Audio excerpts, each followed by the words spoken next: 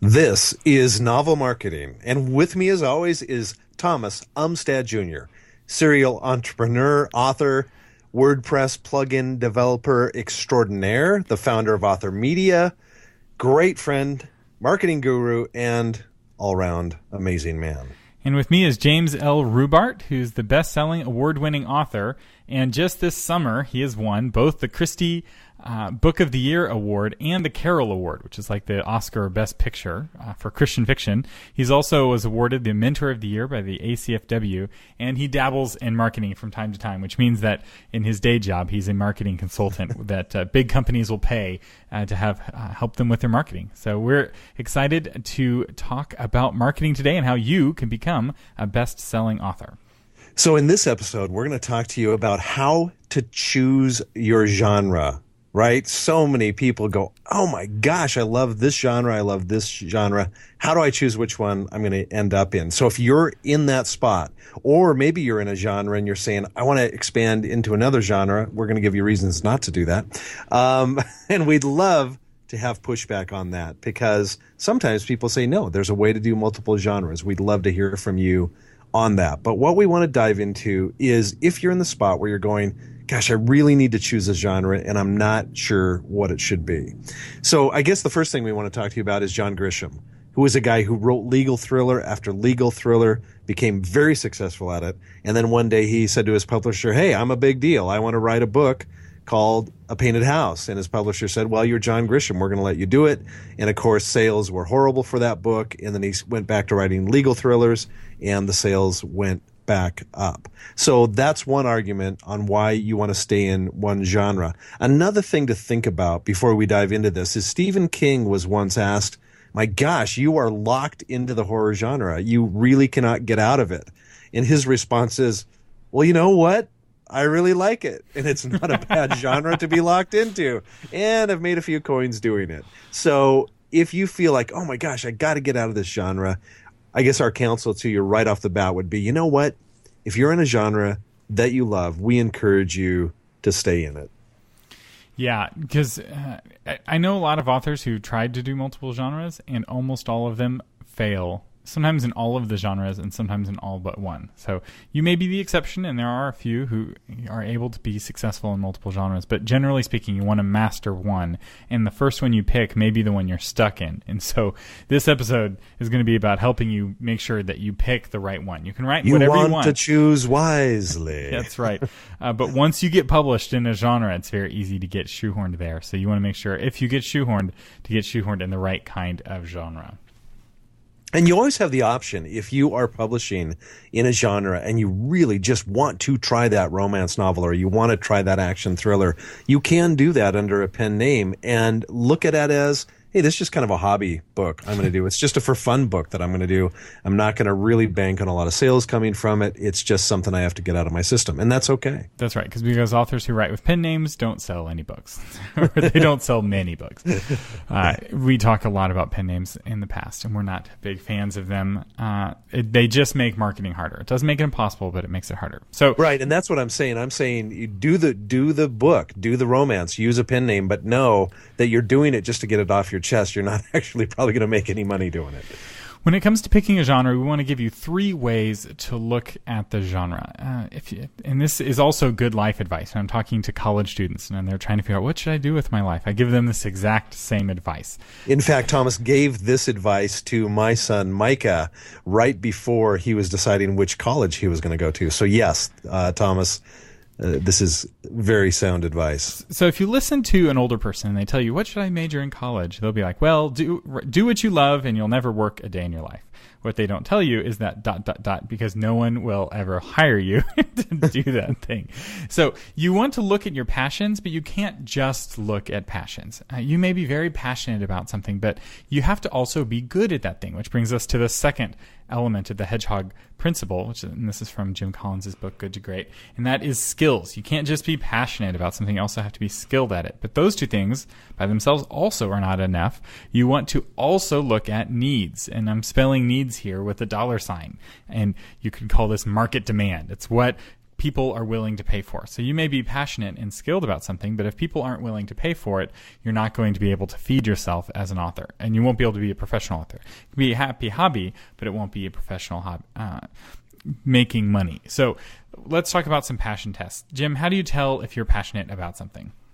You cannot avoid it. You are drawn to it like a magnet. For example, look at the type of movies you love, and you might just list out your top 20 movies, the movies that you go back to and view again and again. That's a clue. And if you find yourself going to science fiction again and again and again, that's probably the genre you should be writing in. If romance is your thing, that's probably the genre you should be writing in. And there's a flip side to this test, too. If you never like watching romance movies and you never like watching romance or reading romance books, you probably don't have what it takes to write romance.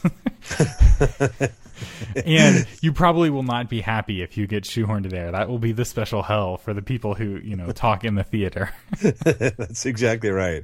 All right, Thomas, the next test would be the throwing a book across the room test. Explain that for us. So when you're reading a book, when do you just get so frustrated with the book that you're like, I could do this better, and you throw the book across the room? That might be the genre for you. Right. Because if you can do it better, you may be able to, if you actually can do it better, you may find quite a bit of success there, because somebody else made money selling that book. If you can do it better, you can make perhaps even more money.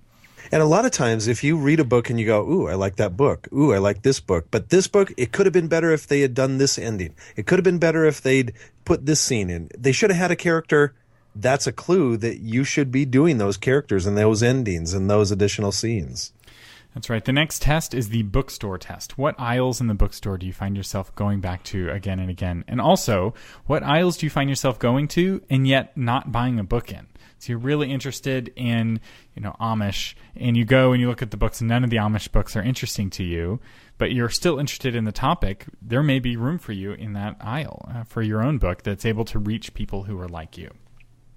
The next test would be if I could only read one genre for the rest of my life test. In other words, you're going to an desert island by yourself, and you only get one genre for the rest of your life, which one do you go, okay, got to choose this one?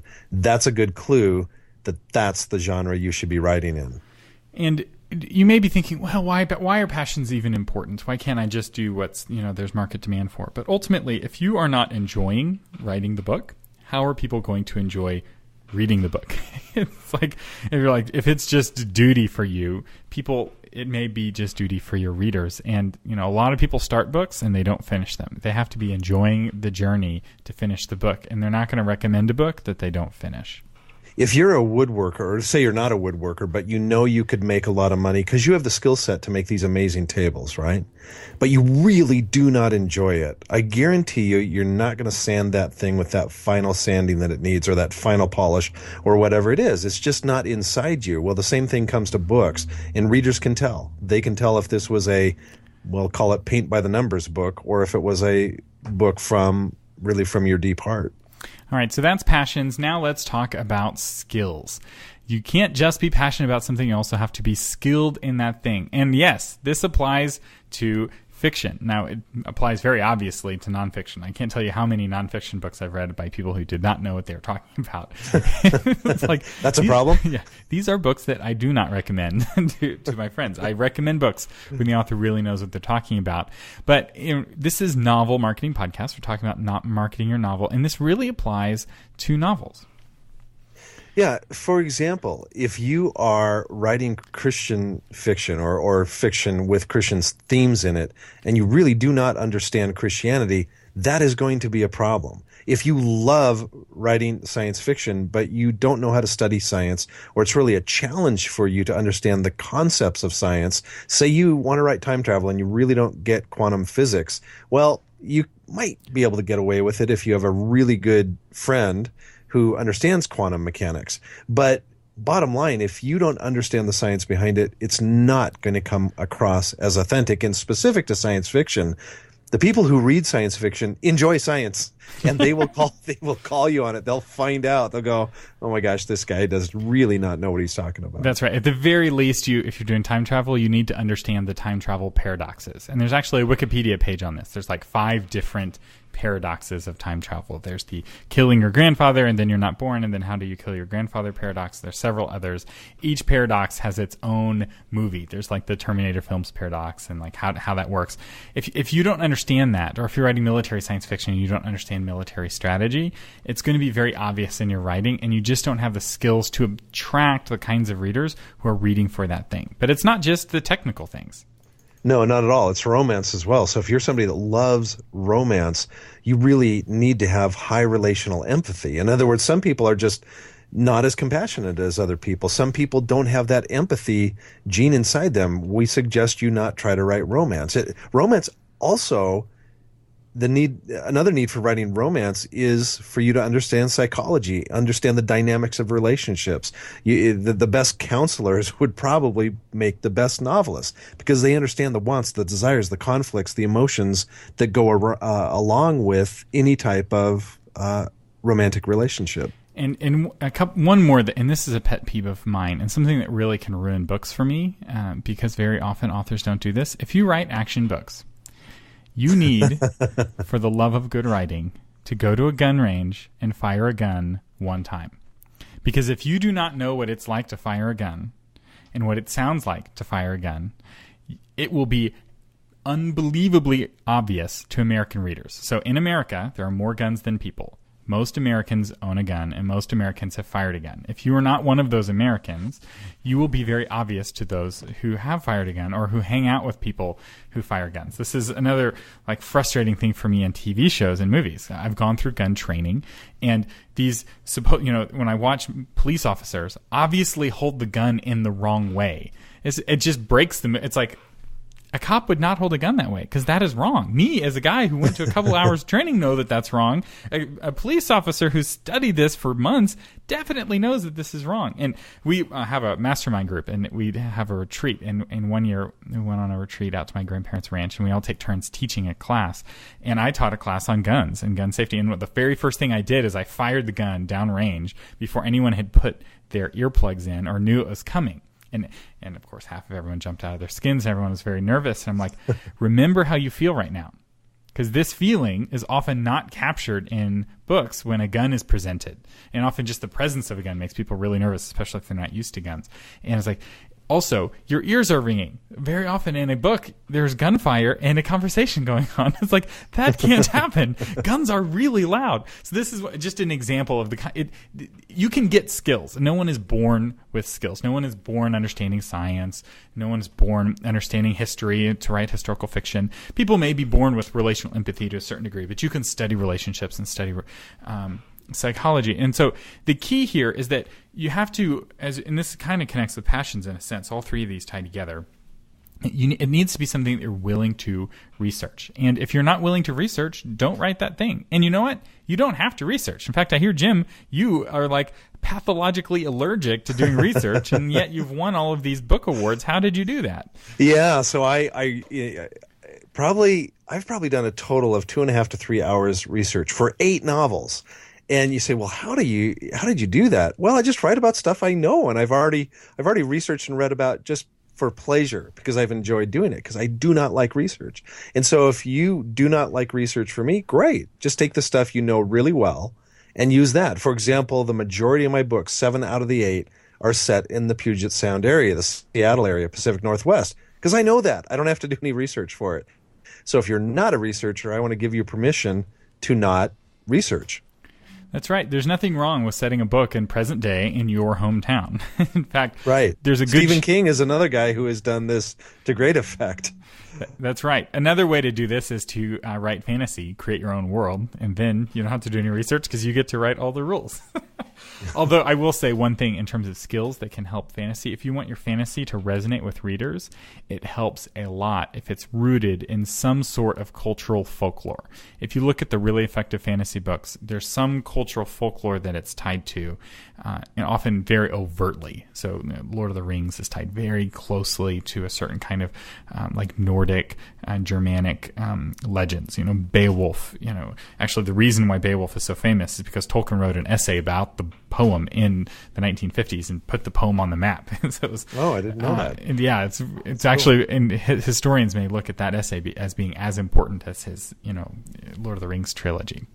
So there's some other ways, though, to figure out what you're skilled at. One is to look at what has sold the best in the past. So some of you listening have written quite a few books, and some of your books that you've written were dogs, and some of them were eagles. My suggestion is, instead of trying to write better dogs, write more eagles. If you're writing romance and it's failing, and you're writing zombie action thrillers and they're selling like hotcakes, write more zombie action thrillers. Another is the nightstand test. And by nightstand test, we obviously mean what is on your nightstand. But we would take it a step further and say, what's not on your nightstand? In other words, most novelists have a to-be-read pile that's very, very high. Don't look at that stack. Look at the stack that you've actually read and put on a shelf because you couldn't not read it, right? That's a better indication. Or look at your to-be-read pile and all of a sudden that one creeps to the top. I got to read that one first. Well, probably a pretty good indication. And sometimes you go, wow, the genres are a little bit mixed. I'm not sure about that. But that's okay, because you will see within those books, just like within the movies that you love the most, if you take a look at those things, you will see a theme running through all of those. And that's going to be your genre. And you're like, oh, well, I don't want to follow the rules of what other people have done. Like, well, that's fine. You don't have to follow the rules, but you have to at least break them on purpose. One of the principles of good writing is that if you break a rule, you want to do it on purpose, where the reader knows that you know what the rule was and you're breaking it in an intentional way. That can be great writing. Whereas if you kind of sort of break the rules because you don't really know what they are, or you don't know what the conventions are in your genre, that just turns readers off and can scare them away. Another way to figure out what your genre should be, or your skill set should be within writing a genre, is what would you be willing to go to a workshop and learn about? In other words, if you had to pay to go to a workshop, one of them is about quantum physics, one of them is about how to fire a gun, and one of them is what kind of material did they use in the Middle Ages to make clothes. Which one would you go to and pay? That's firing the gun for sure. No question. Although the Middle Ages one's a close second. But that's the answer for me. The answer for you may be different. But what are you willing to study?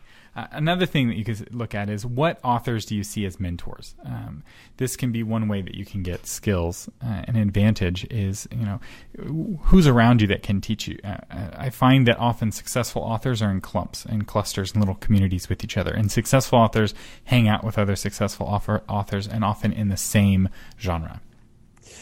Real quickly, we're going to go through some needs test, and we're using the $ for the S here again. So look at the market and see what is needed. For example, is there an underserved category on Amazon where you just do not see as many books in that category? That's a great way to figure out what the market wants. And this seems contradictory, because we're saying now choose a genre based on market. But look within your 2 or 3 genres where you're going, I can't decide between these. That might be the tipping point. If you're one of those people who goes, it's a tie, Jim and Thomas, it's a tie between these 3 genres. Look to the market. And this next one is important for you self-published authors, independent authors, because this is one of the things an agent would do for you. You can do this for yourself if you know to do it. And that is also to look for overserved markets. So there's been a bunch of really good books that have come out in a certain genre and they all failed to sell. That's an indication that the readers are moving on away from that market, and that's would be perhaps not a good market to try to put your stake in the ground, because the reader base just isn't there. Maybe it was really hot back in the 90s and now people just aren't reading those kinds of books, like end of the world type books, really popular in the 90s because Y2K was looming in the future. Now it's not as popular. It's harder to make those kinds of books work. Let's talk about similar to a popular book or similar to popular movies and TV shows. In one sense, you can look at very popular TV shows, very popular movies, very popular books and go, oh, I'm going to do that kind of thing. The drawback to that is, of course, that wave, by the time you really understand that wave, that's waves probably starting to go down. For example, chick lit.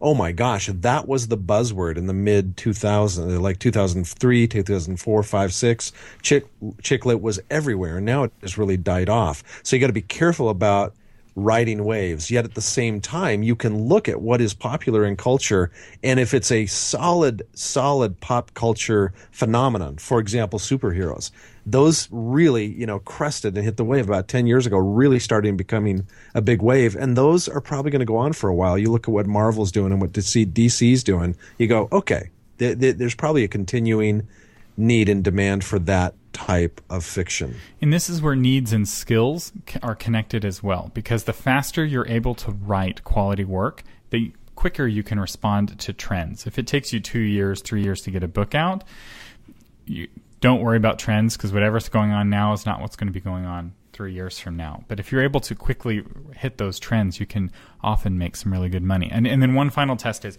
popular computer games. The biggest category in entertainment is actually computer games. The more money is spent on computer games than on movies and on books. And a lot of people, that's just not a part of their world. But there are very popular games with millions of users that the readers are looking for books in that category. In fact, I can think of Fallout as a great example. It's a post-apocalyptic game, and I have gone looking for books that had a similar universe to this game because I enjoyed the game so much. And I was like, well, surely there's some books. And you know what? There are a couple of books that are similar to that game, and they're selling really well because they're the only books that are similar in style, and they're pretty overtly similar. They're almost a ripoff. But as a passionate fan of the game, I'm happy to, buy that book and read that book. And so many of you are indie authors, so you do have that ability to get it done quickly and jump on something like that, turn it around, and get it out, where those of you who are traditional, as Thomas was just saying, takes a lot longer. Ultimately, though, whether we're talking about passions, skills, and needs, it's important for this to be an enjoyable journey. Because if you're not passionate about it, you're not going to have the patience to build the skills. And without the skills, you're not going to be able to reach people's needs in a way that they're willing to pay for it. So I love the way you phrase that, Thomas, because that's ultimately what it is in our minds, is which one is play. And by that we mean, which genre would you write if no one ever read the book? Yeah, because if you're at that point where you're just doing it for the fun of it, your skill is going to go up. And hopefully the market demand is there. It does help to kind of look at the market demand. But I do know authors and that all they look at as market demand, and they just chase trends, and they're often always 1 or 2 steps behind the trends, and they're never very successful, and they're not really enjoying the journey. If you can learn to enjoy the journey, your editing is going to be better, your writing is going to be better, and your books are going to be better, which is going to make the marketing easier and the sales higher, which is ultimately what's going to lead to you being a best-selling author, which is our goal to help you become here on the Novel Marketing Podcast. The Novel Marketing Podcast has been sponsored this episode by my book, Table 3, now with Kindle Instant Preview and International Mode and so many additional whistles and bells. We did an entire episode on it. So if you'd like some details on that, you can go back and take a look. Really, this one is pretty phenomenal, what Thomas has created. And we have a new iTunes review. So we want to thank you, those of you who are leaving us reviews on iTunes. Our latest iTunes review is from Payne2, who says, I'm a novel marketing junkie. As an author and photographer, writing books on historic churches and Gothic cemeteries in New Orleans and the bayous of Louisiana, their lessons on marketing hit home. From the smallest details on how to sign books and greet fans at book signings to the 3-part series on branding, both Thomas and James continue to inspire and educate me on a daily basis. Great work. Thank you, Payne2. Yeah, we really do appreciate it. And we now have added a 4th part to the branding series, which we're excited for you. So you can check that out. I believe that's episode 84. And the My Book Table episode is episode 85. If you'd like to give us a shout out on iTunes, we'd really appreciate it. It would help more people discover us. And if you put your name and your book in the review, you might hear it on a future episode. You've been listening to James L. Rubart and Thomas Umstad Jr. on the Novel Marketing Podcast, giving you novel ideas on how to promote yourself and your writing, online, offline, and everywhere in between. Thanks for listening.